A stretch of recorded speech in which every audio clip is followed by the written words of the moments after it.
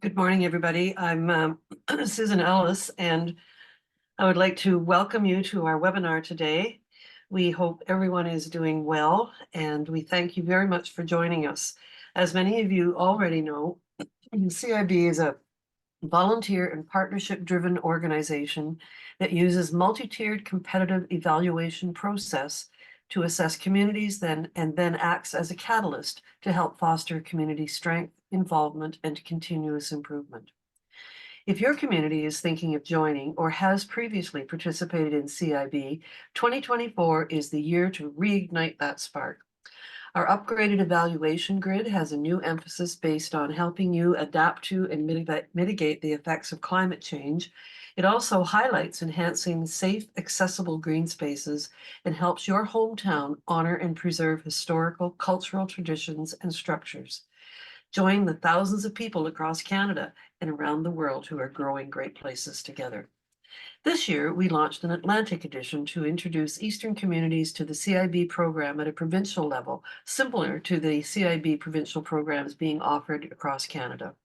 Today, 4 successful CIB communities will share information on the CIB program, how it's benefited all aspects of their community, and how this amazing program will help your community to grow great places.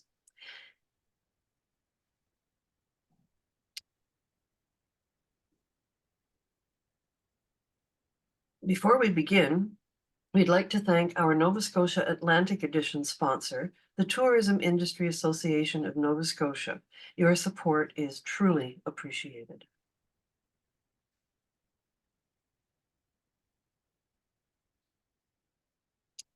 At this time, I'd like to introduce our speakers. We have with us today Maureen Leahy, Chair of the Pugwash Nova Scotia Communities in Bloom Committee, Mary Merrill, Committee Member from Pugwash Nova Scotia Communities in Bloom, David Solos, Committee Member from Yarmouth, Nova Scotia Communities in Bloom, Ron Delaney, Economic Development and Tourism Director for the town of Bay Roberts, Newfoundland, and Charlotte Nicholson, Civic Engagement and Events Coordinator for the City of Charlottetown, Prince Edward Island. Please feel free to ask your questions in the Q&A feature throughout this presentation, and we will do our best to address them all. You can find the Q&A feature at the bottom of the screen, and if it's disappeared, you may just need to hover your mouse around the bottom of your Zoom screen to have it pop up again. And now I'd like to introduce Maureen and invite her to speak. Maureen? Thanks very much, Susan. Pugwash is a small fishing community located on the Northumberland Strait. We have 736 people, and we're governed by a volunteer village commission.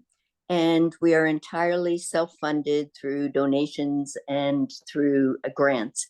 And our real goal is truly growing great places together. We like to put a spotlight on what's good in the community, and we do this by focusing on the 6 CIB criteria. So I'll give you an example. In the past couple of years, we've been focusing on a project called Festival of Lights, and where we put out a call on social media for people to nominate themselves or others for decorating seasonally. CIB judges go around. It's not really a competition, but it's more what tickles their fancy. And the winners are announced on social media. And what we find is people travel around the village, finding those addresses, oohing and ahhing at the lights. And last year, the firemen started putting lights on both our bridges. This year, the lobster fishermen put a floating tree in the harbor, and the lobster distributor erected a huge buoy tree. We think this kind of community involvement is terrific and has economic benefits. In 2014 and 2022, we won the National CIB Award in our small category. And if you're interested, go to pugwashvillage.com to see our community profile book. Now I'd like to turn it over to Mary Marin, who was one of the original founders of CiB in Pugwash.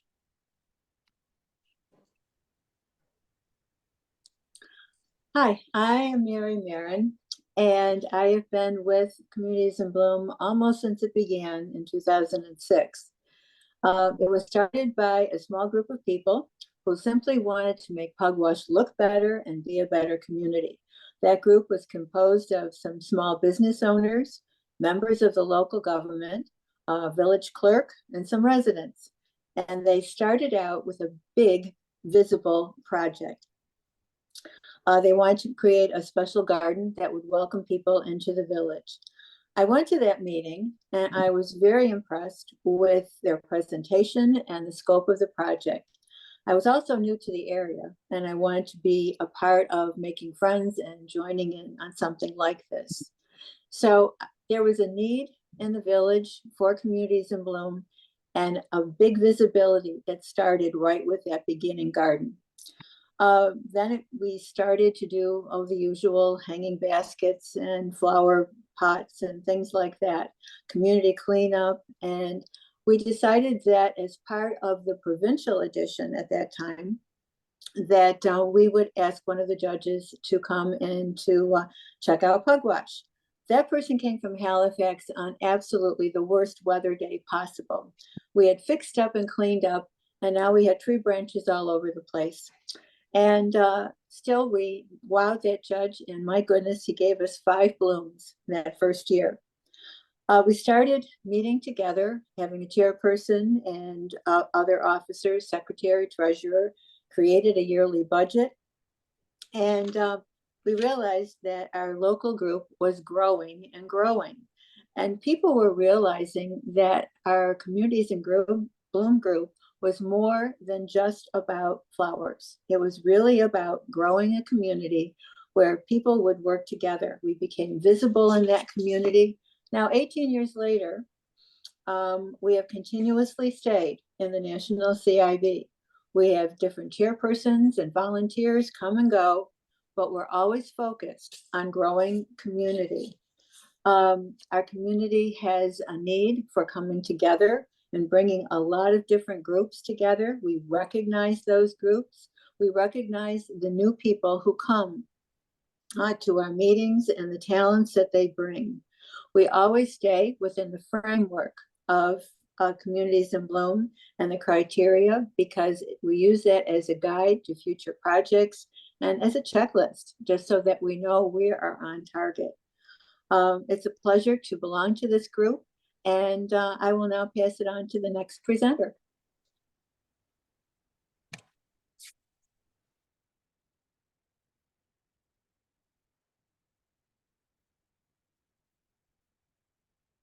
Thanks very much, Mary and Maureen, for joining us on behalf of Pugwash.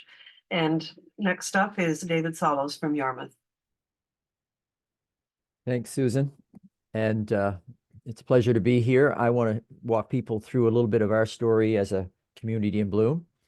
Our community has a long history of gardening. This is one of my favorites, showing the gardener by Grand Estate, which is unfortunately no longer there, but it gives you a taste of what we have had in the past. But when you live in a place, you often take things for granted. This would be what is now our central square in the middle of our town, which is in the southwest tip of Nova Scotia. So our journey began when one of our councillors, Esther Dares, decided to create a committee and get us involved in Communities in Bloom program provincially. And then using the feedback we got from our judges, we won our category. We initially joined hoping to get 3 blooms. We got 4 blooms our first year. And then in 2 years, we won our category. And then I thought, ironically, that we were done. But not to be the case. We did decide to go on to the national edition. And what we've discovered is this value of a set of outside eyes coming to your community, because you often don't see what's right in front of you. One of the judges one year said, it's about making the most of what you have. And I realized, we'll never have the Rocky Mountains on the south tip of Nova Scotia, but boy, we've got the Seacoast. We have a keen community, And we have so many other assets that, again, we sometimes take for granted. Winning is a great thing, but it's not the most important. The feedback that we get from our judges every year revitalizes our community. It refocuses us on things that we can do, and it has been transformative for us. Before we started Communities in Bloom, we had hanging baskets with plastic flowers hanging on our post. You won't see that today. So we looked around. So we did looked at our built heritage, and we are a historic seaport town. We've now got created an app for a walking tour of the community. We've stepped up into creating new gardens, and it's an awesome opportunity to engage young children. We can start children at an early age getting engaged in their community.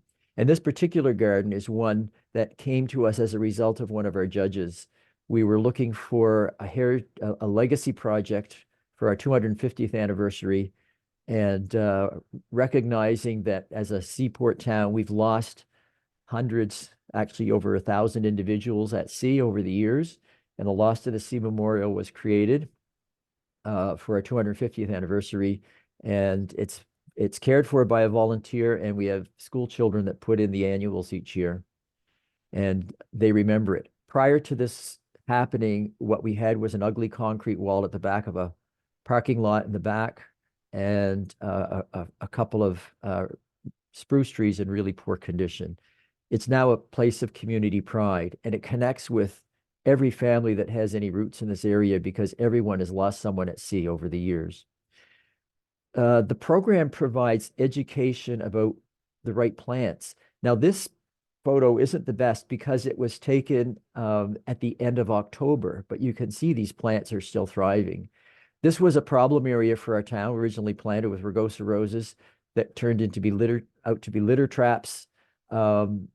Then staff put in hostas. It's exposed to sunlight, terrible choice. Involvement in the program and listening to what we get from the people that sponsor the program about new plants and the right plant in the right place. It turned it into a place that was a showstopper for the community. We're a community that has a huge challenge with our entries, because two of our main entries come through industrial-like areas. But locating a sign and something to attract people's eye, again, was a great way to dress up the entries that we could access. And I will give a shout out to Pugwash, because we stole ideas from you. And that's one of the things that happens in this program. You get ideas from other communities about what you can do. The entry to our town hall, we had 3 large granite slabs. Getting these planter bowls to put on top of them really dress them up in a way that makes people stop and take notice. We recognized the celebration of our heroes, and it's nice to have someone from Bay Roberts here today, because this was a plaque that was funded by the Royal Newfoundland Regiment Museum for our town, because it was the hometown of Sidney Frost, who was the benefactor of the Royal Newfoundland Regiment Museum. Every community, every council is looking for how can they get money. There's never enough. We created a community asset donation program, and that meant that people could donate funds to the town, get a tax receipt, and it was used for significant projects, planting trees, enhancing parks. This one was to create a memorial to a heroine from our community who served overseas, and most of the community didn't know she existed, but she was responsible for saving thousands of Armenian children during the Armenian genocide in 1919 to 2023, or 1923, sorry. Recognizing some of the components of outreach in your community, mental health, the Winter Lights program. This is our central square now with the trees and the fountain lit up for the winter season. Special garden projects for community groups. This was a garden recognizing the Schizophrenia Society. The iris is their theme. We have a significant African Nova Scotian community, and recognizing their heritage became part of what we've done as a town. One of our more successful programs in dressing up the Main Street was a planter program.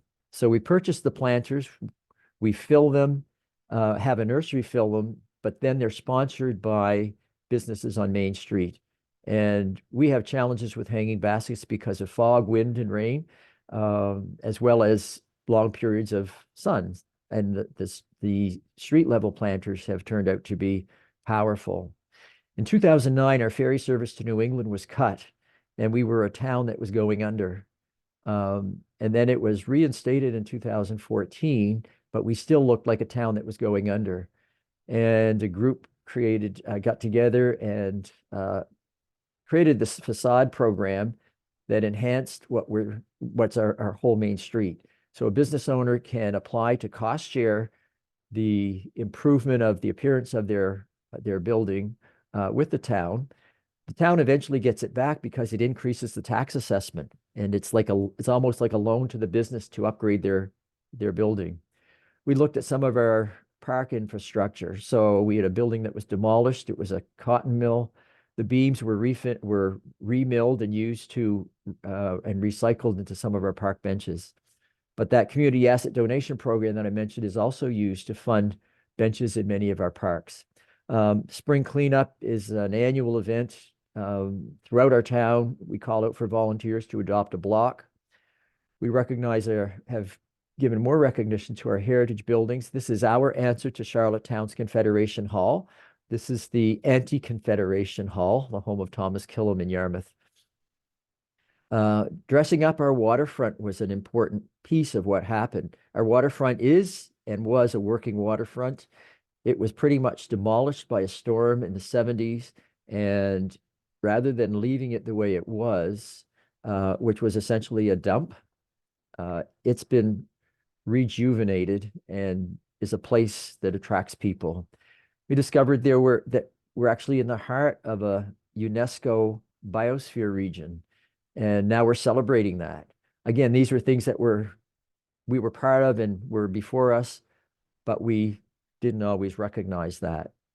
In 2019, we went from being that hesitant group that started after we won the provincial category to decided we wanted to invite people to come to us.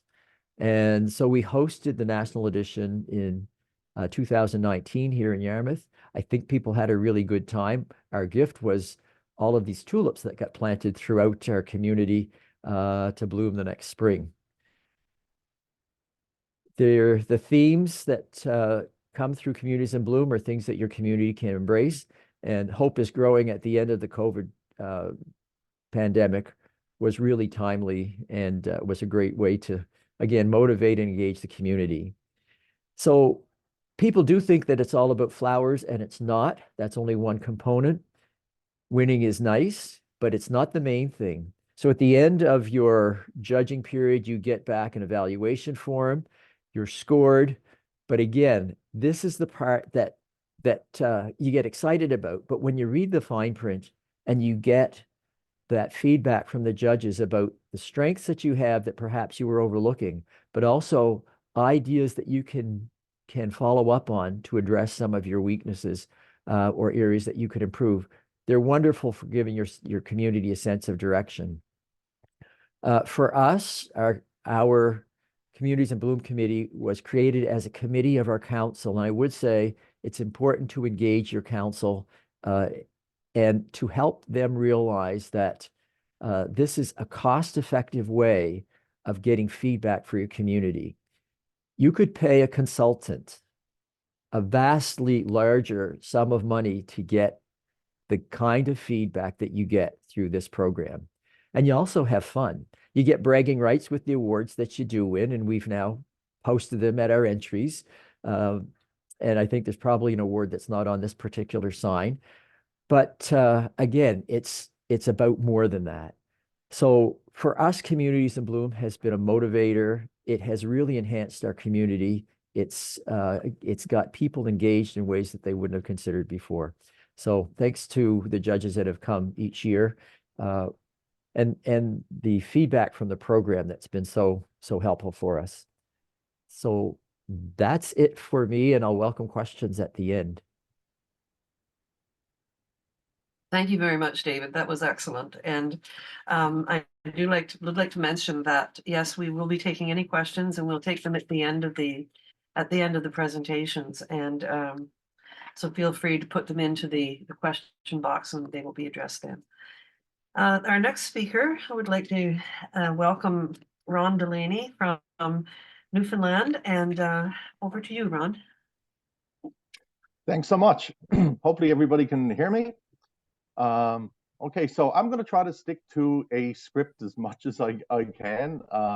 There's a lot to talk about, and David actually did a fantastic job there. I have some things mentioned in mine as what David did, so we'll be just kind of echoing each other. So thanks a lot for Communities in Bloom for the opportunity for me to talk about Bay Roberts and our involvement in the Communities in Bloom movement. And I used the word movement, but really, I look at it as a mindset.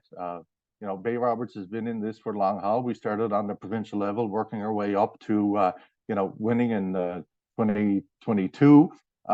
Took us about 25 years to do so. But it's a mindset. It's not something that you come in and you win and you leave. I think that's certainly not what this was all designed for. Okay, so anyway, back to the script. So I do not consider being involved in the CiB movement as a competition solely. It's an opportunity to learn from other communities, to form friendships and with people from the respective towns. And I'm still friends with all those people, over 25 years. Judges that visited Bay Roberts. I just saw that Sandy Kearns is on board here watching us today. So thanks and hello, Sandy.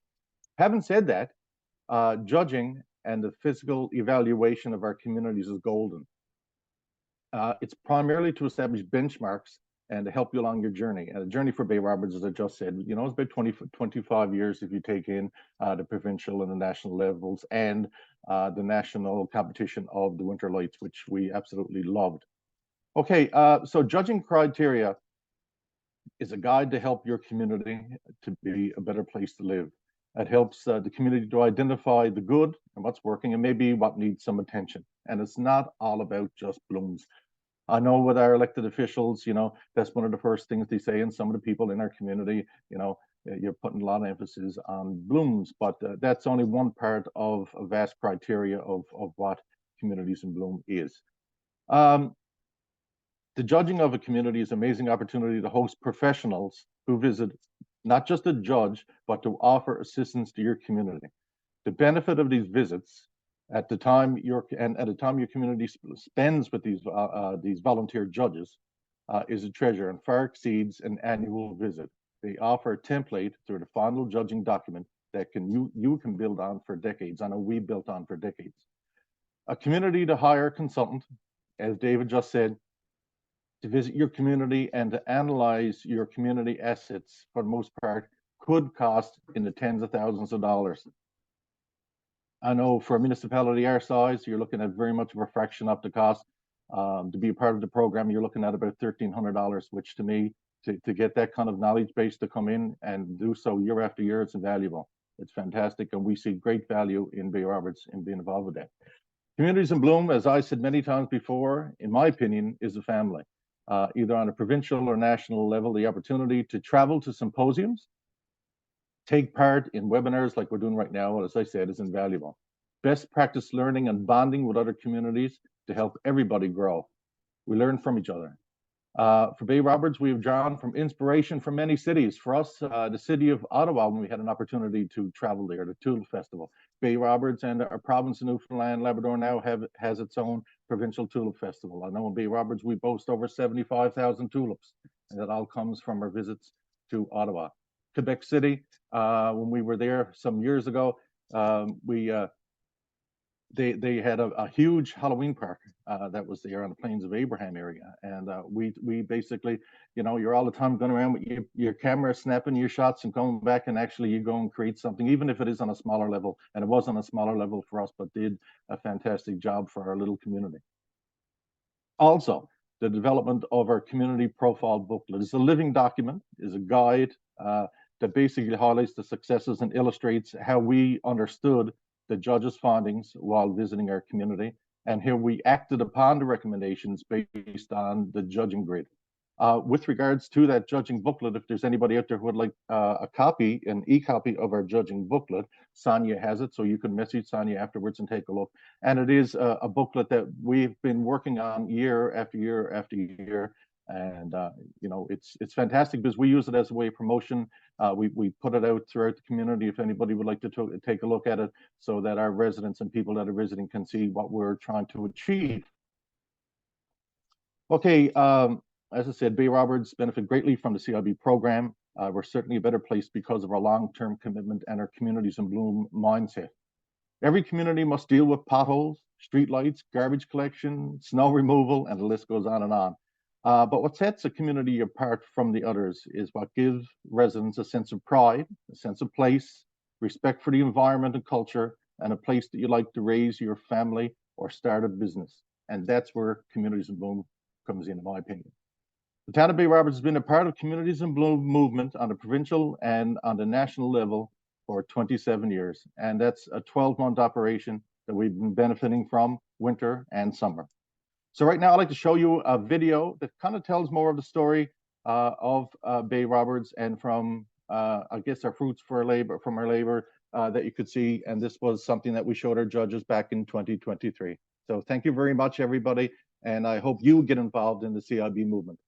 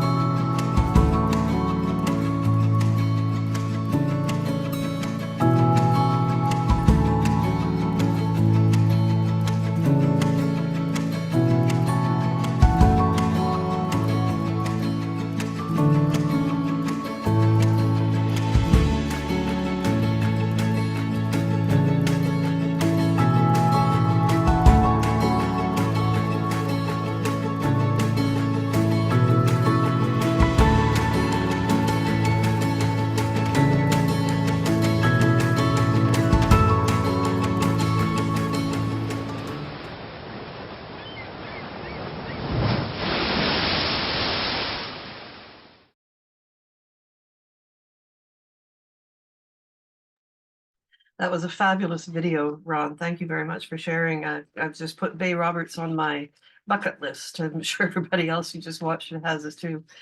On we go, and we will have, as I said, we'll be taking questions afterwards, and looking forward to hearing from everybody. I see there's quite a few people that are here and have joined us, so thanks very much for being here.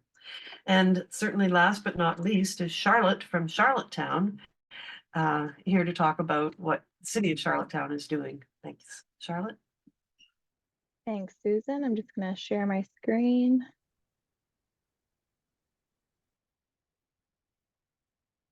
There we go. All right, so just as a quick introduction, my name is Charlotte Nicholson. I'm the Civic Engagement and Events Coordinator at the City of Charlottetown. So my role is responsible for organizing the city's civic events, and I'm also responsible for managing our community engagement initiatives, which includes Communities in Bloom.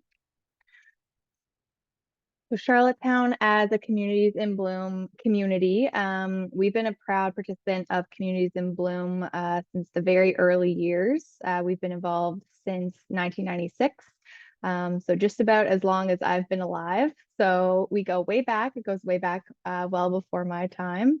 Over the years, we've participated with a ton of civic pride. We always look forward to welcoming the judges to our community. Our city and our community really rallies around our participation in the program and sees a lot of value in it year after year. Over the years, we've been lucky enough to have been awarded multiple national and international awards, as well as being recognized for some individual achievement awards like the Winter Life award, and it's great in years that even if you're not being evaluated, there are still lots of opportunities for your community to be recognized. Just to talk about our local programs and what the program looks like in our community each year. So the committee makeup, so a lot of communities have a volunteer-based committee that kind of runs their local and Communities in Bloom programs.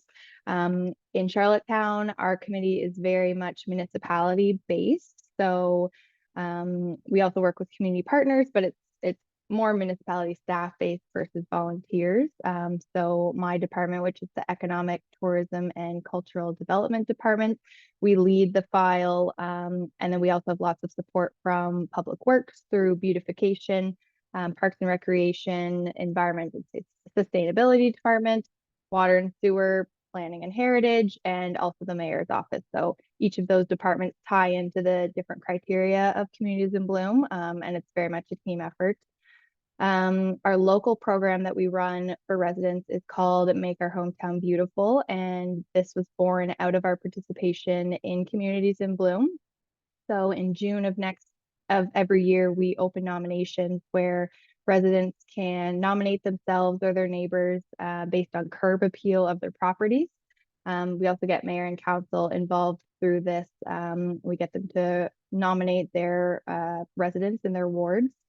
And then in July, we send out judges around the city to evaluate the different properties and select the top 3 properties. And we also have the mayor select a Mayor's Choice Award. We hold an award ceremony in August of each year as part of our Natal Day celebrations.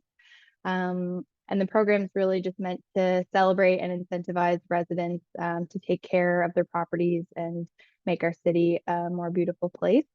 And Communities in Bloom is very much a part of this program in a few ways. So one way is each year Communities in Bloom comes out with a color of the year. So we share this with our residents and community partners, and we encourage them to plant the color of the year. Same with our municipal gardens and baskets as well. Last year, we participated in the Scott's Miracle Grow Best Garden Selection Program through Communities in Bloom. So the winners from our Make Our Hometown Beautiful program also were awarded with the Best Garden Awards from this program. So they received some extra prizes and recognition through this. I just want to go through the value of Communities in Bloom. So there's such great value in having your community be a part of it, and I really recommend it. Like I think it was David who said, it's not just all about the awards, even though the awards are nice to have. There is a ton of value for your community in being a part of it.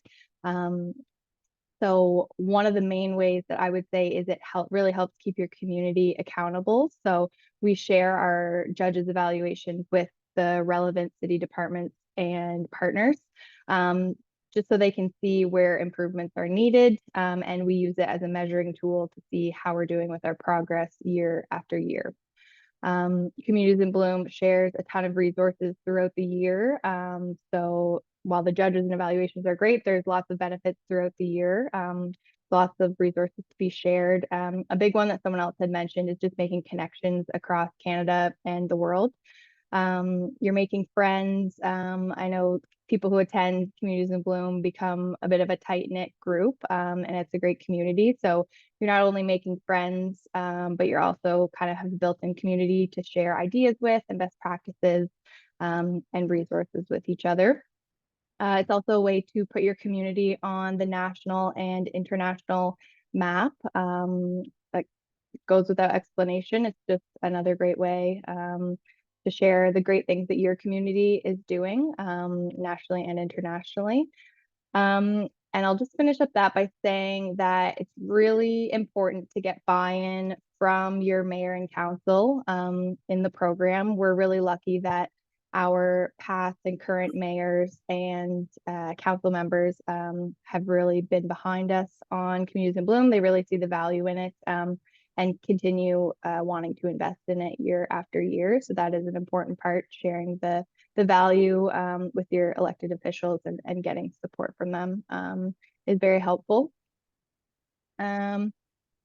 And just in closing, I just want to say I hope that myself and the other presenters have given you lots of reasons to participate in Communities in Bloom. It's a really amazing program, and we love being a part of it every year. If you have any questions, even after the question period, don't hesitate to reach out to me directly. Be happy to help anyone out. And I know Susan's going to mention this as well, but I just want to get a little plug in there and encourage everyone to come to Charlottetown in October for the National Symposium and Awards, which we're hosting October 17th to 20th.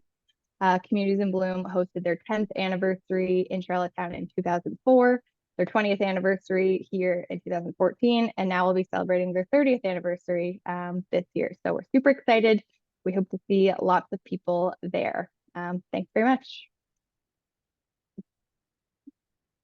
Thank you very much, Charlotte. Yes, you just took the words right out of my mouth as I was going to mention Charlottetown and our 30th anniversary coming up. And we are inviting each and every one of you here on this webinar to join us.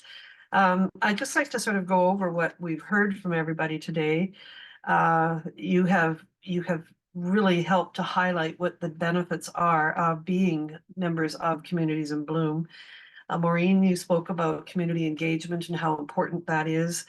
The special projects and events that are happening in Pugwash that are helping to build tourism. David, you talked about community pride and recognizing the essential elements for communities, including things that you've done with the Three Sisters, your beautiful downtown facade program, and how it has helped attract more visitors and more overnight stays and help to grow the community. The different themes that Communities in Bloom has put forth, the ones such as hope is growing, that just gives you some sort of a mindset that you can work with. And right now the theme currently is plants love you, and there's so much that can be done with plants love you. I mean, in what ways do they love you, etc. Ron, you spoke about Communities in Bloom being a mindset, not a movement, and I love that phrase. You're absolutely right. I've heard from hundreds of people across Canada when we talk about Communities in Bloom, oh, it's that flower thing. And my stock answer to that is that flower thing is like painting your front door to your house red. It's cheerful, it's bright, it's inviting, it brings people in. But the foundational parts of the program are what holds that house up. So we've got all these 5 pillars. We have the environmental sustainability, we have municipal efforts, we have heritage and cultural preservation and conservation, urban tree management, plants and landscape. So there's so much more. And the thing that holds it all together, the glue that holds it all together, are the people that are engaged in doing it, that your community thrives because you're bringing all these volunteers together with municipal consent for the most part, and you're all working on the same page saying we want to make this a great place to live. So there's all sorts of things that we see as CIB is a family, and there are best practices. And Ron, you mentioned the Tulip Festival and the Halloween park from Quebec City that we call it R&D. We rob and duplicate all the time. You see a good idea, take it and use it. The community profile is another great, I'm glad that you mentioned that. It's not something that we insist that communities do. It's a guide for the judges, yes, to talk about the things that you have done in the past and are continually working on to improve the community.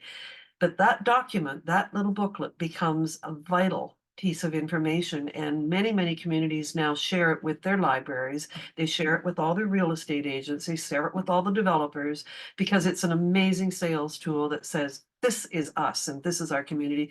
This is why you should invest in us, and this is why you should live here.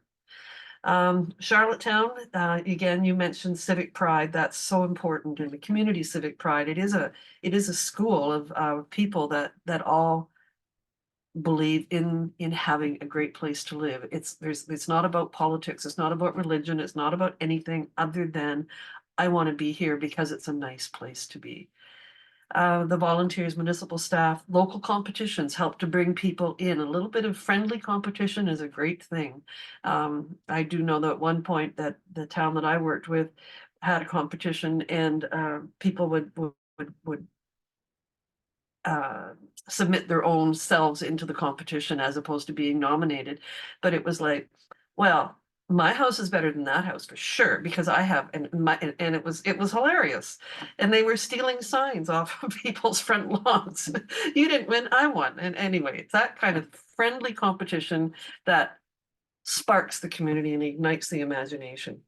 The final thing I'd like to say is about the judge's evaluation that is shared with the public. That document is invaluable. The judges who come to your communities are experts in their fields. They're volunteers. They're not being paid. They're doing it out of again, that civic pride and engagement mindset. And it's a comprehensive, detailed template for success. It's the sort of thing, and Ron, you mentioned this as well. You can pay thousands and thousands of dollars to consultants to come in and do and to stay in your community overnight for 2 or 3 nights. You're going to pay for their accommodations, their food, their travel, absolutely every time they breathe, which is a good thing. And then they're going to give you a comprehensive look at your community, and it is upwards of $20,000 at least, and that was 10 years ago. So I imagine it's a little higher now. Communities in bloom, the largest communities we have that we've got, like something like Edmonton, for example, pay $2,300. So it's a bargain, and it's created by people that care for people that care. So without further ado, we do have some questions, and I will invite maybe David, the first one that we have here is from St. Stephen's, New Brunswick, and we're considering entering in 2025. We have a population of 8,000. We're a large rural town and municipality. My question is, what would be an average annual CIB budget, and what's the minimum number of volunteers we should be looking to recruit? And I'll start with David, but please, any of you, if you'd like to jump in and add to it, please do. Sure. So it sounds like you're about the same size as we are. We're about 7,500, a little more in the summertime. So when we started, actually, we didn't really have much of a budget. I'm going to say I recommend that you piggyback, make sure that you have someone on your committee that is connected with your town council, because then when they see the value, all of a sudden the budget changes. And so we essentially started working with our Parks and Grounds staff.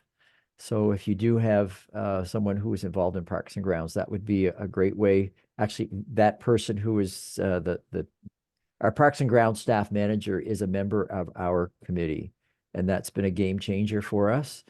It means that the communication is way more direct, and they're also committed. They have become committed to the same things that the team is committed to. So we went from probably a budget of at the provincial level of I want to say $5,000 to then 10, and we're probably at about $17,000 or $18,000 now per year.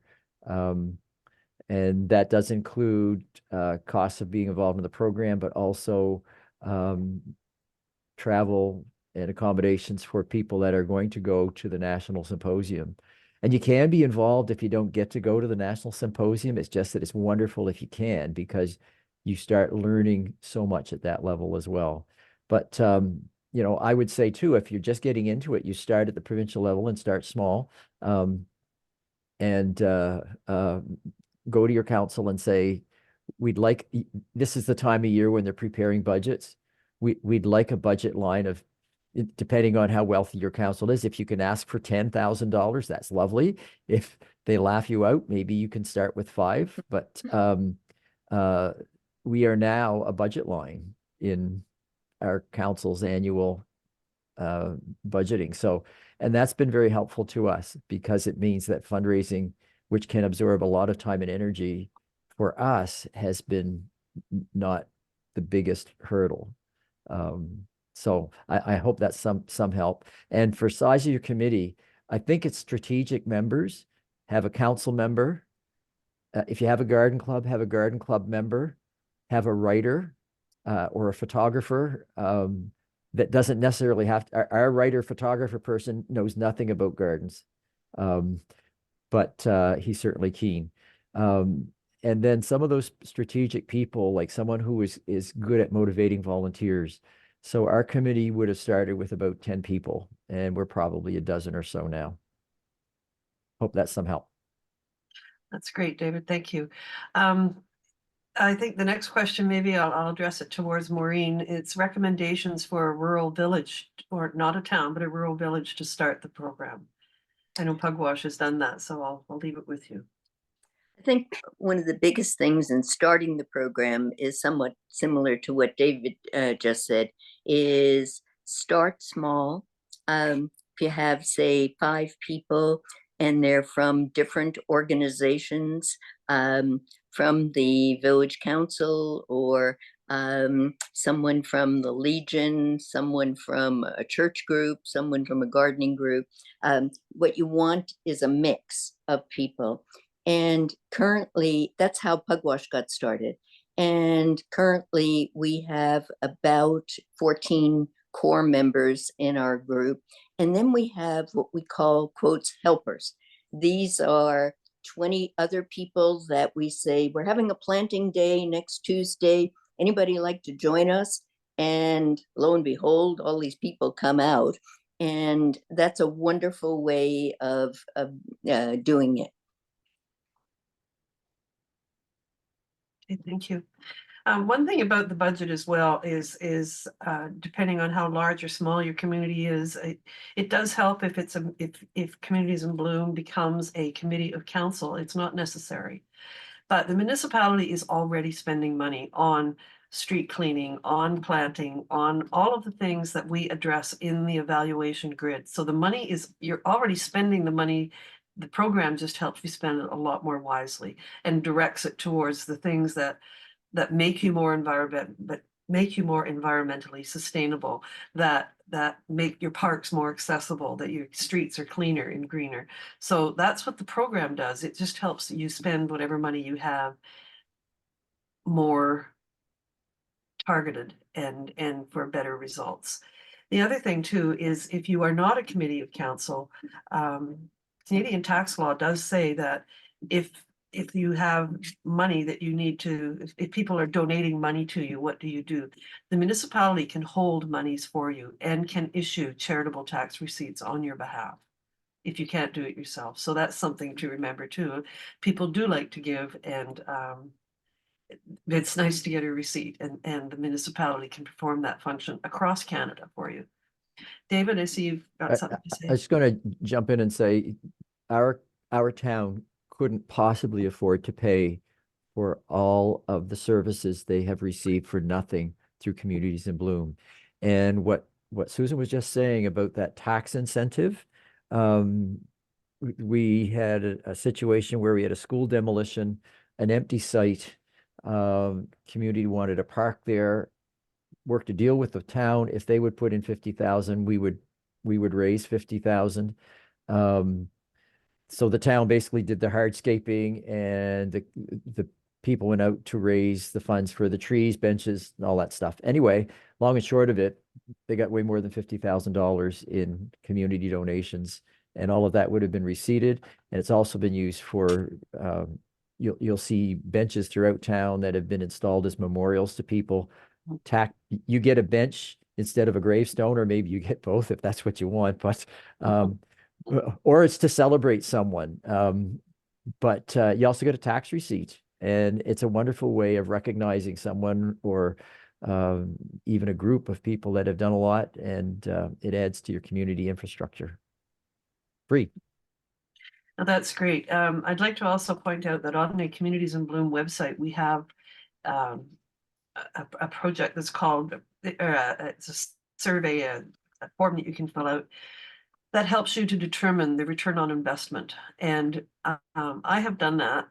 That talk about R&D. This was from America in Bloom originally, and I rejigged it for Ontario, an Ontario community, and did the numbers. And it's, you put your volunteer hours in, and that number is astounding. And you put in, like, we had one person on our committee who was a nuclear physicist, so we charged him out at $100 an hour. We also had high school students who were at $14 an hour. But you put the money where what they would charge if they were working for you, literally working for you. And then the things that the volunteers did, like community cleanups. Well, the Public Works Department didn't have to do that. How much would they have charged versus how much did our community charge? The return on investment was 217%. So anytime that somebody says, oh, it's too expensive, do the numbers, and that you can find that formula on our website, and it's the return on investment benefits. Another question that we have here is there are, I'm just trying to see where it is. Oh, here's one. Who looks after watering of pots? I like that. Who would like to answer that one? Ron, you haven't spoken yet. Okay, in B. Roberts, I'm lucky enough that I have my own department is separate from Public Works. So our staff takes care of most of the planters and that around town, and we do have some of our volunteers who take it upon themselves, especially on weekends, to pop over and go and help out, especially when you have a very dry season. But other than that, everything is done through our department. In Pugwash, we're not, we're self-funded, and the village pays 50% for the flowers. We plant them, and they provide the watering. Okay. I'd like to add to that too. Pugwash is I'm glad you spoke up, Maureen, because Pugwash is fabulous at fundraising. They actually have won an award, special award, for their special calendars that they put out. I know that the first one was awesome. I still have a copy of it. Of not naked gardeners, but one would think they might have been. And they sold out, and they made, I think, you can correct me, Maureen, but I think you made about $18,000 on that calendar. Yes, we did. Yes, we did.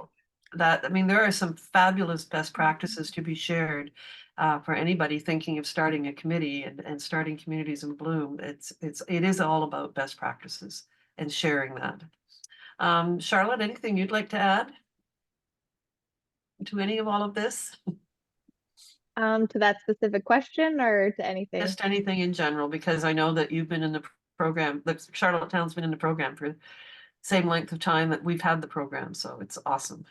Yeah, exactly. I don't think I have anything else to add other than just like really getting your mayor and council and municipality on board is really important, and will make your lives a lot easier if you are just starting out. And then also getting the community involved in what you're doing. People love getting involved in programs like this. Everyone wants to make their community a better place. So telling the community what you're doing, getting them involved is just as important, because you'll most likely get quite a bit of support from it and volunteers that will naturally want to be a part of it. Thanks very much. Our final question is one that I can answer quickly. It's about the timing of the judging. We try to be there at the height of the seasons, the summer season, so that your town definitely is shining. So June and July, sometimes August, but those are the months that we travel. And with that, I would like to say thank you all very, very much for joining us. And Ron, Maureen, Charlotte, David, Mary, thank you for your time. And we'll see you all in Charlottetown in October.